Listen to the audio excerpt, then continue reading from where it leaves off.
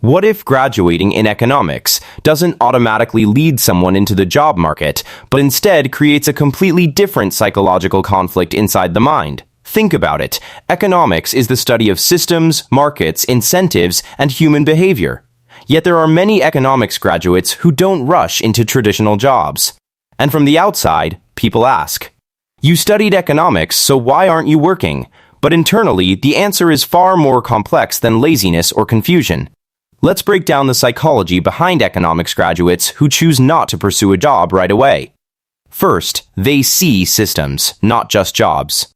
Economics graduates are trained to think in systems. They don't just see a job as a job. They see income versus effort, time versus opportunity cost, long-term versus short-term gain, market efficiency versus personal value. So when they evaluate a job offer, they are not just asking, "Can I do this?" They are asking, "Is this the best use of my time in the larger system of opportunities?" And that level of analysis often delays quick decisions. Second, they understand opportunity cost too well. One of the core principles in economics is opportunity cost. Every choice means losing another potential option.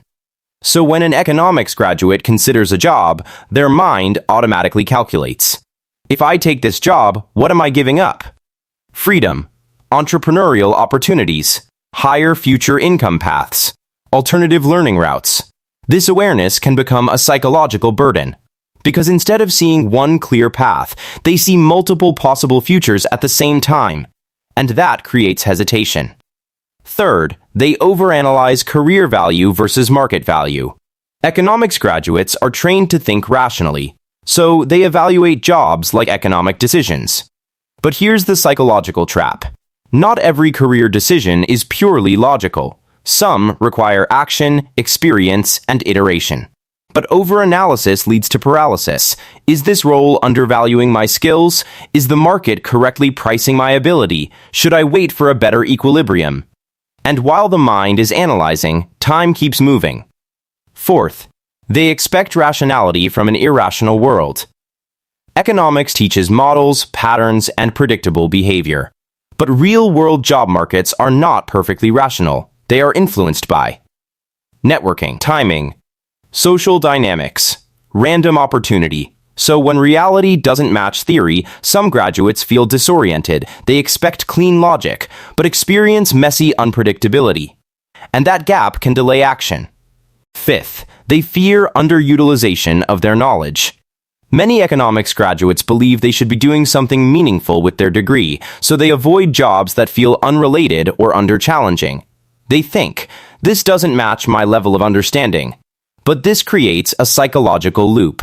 Waiting for the right opportunity, avoiding less ideal jobs, delaying experience, increasing pressure. And the longer they wait, the heavier the decision becomes. Sixth, they are highly future-oriented thinkers. Economics students often develop strong future thinking. They don't just consider today, they think in years, cycles, and long-term outcomes. So they may delay jobs because they are mentally positioned in a future scenario. "I will start when I find the right long-term path."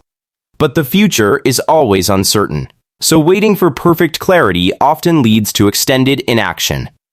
Seventh, they compare themselves to high-level outcomes. Because they study success metrics, markets, and high performers, they often compare themselves to idealized outcomes, successful entrepreneurs, high-income professionals, global opportunities. And this comparison can unintentionally create pressure. If I start small, am I falling behind my potential? So instead of starting anywhere, they wait for something that feels aligned with their vision of success. So what's really happening psychologically? This is not about inability, it's about over-awareness. Economics graduates often see too many variables: risk, reward, timing, efficiency, trade-offs. And when everything becomes analyzable, nothing feels simple enough to act on quickly. Internally, there are two forces. The analytical mind says, "Wait for optimal conditions." The practical world says, "Start with available opportunities." And between these two forces, many remain stuck in evaluation mode. The reality most people miss. Experience creates clarity, not analysis alone. The job market does not reward perfect planning as much as it rewards engagement, adaptability, and learning through action, because clarity often comes after participation, not before it. Economics graduates who delay jobs are not lacking direction. They are often overloaded with awareness. They see too many possibilities, too many outcomes, too many risks. And that makes choosing one path psychologically difficult. Now I want to ask you something honestly. Do you think people delay jobs because they are waiting for the perfect opportunity? Or because they are afraid of committing to one path and missing out on better ones? And have you ever experienced that kind of thinking in your own life? Write your answer in the comments. I read them, and I genuinely want to understand your perspective. And if this helped you understand the psychology behind career hesitation and decision-making, subscribe for more deep insights into human behavior, mindset, and the hidden patterns that shape how people think and act.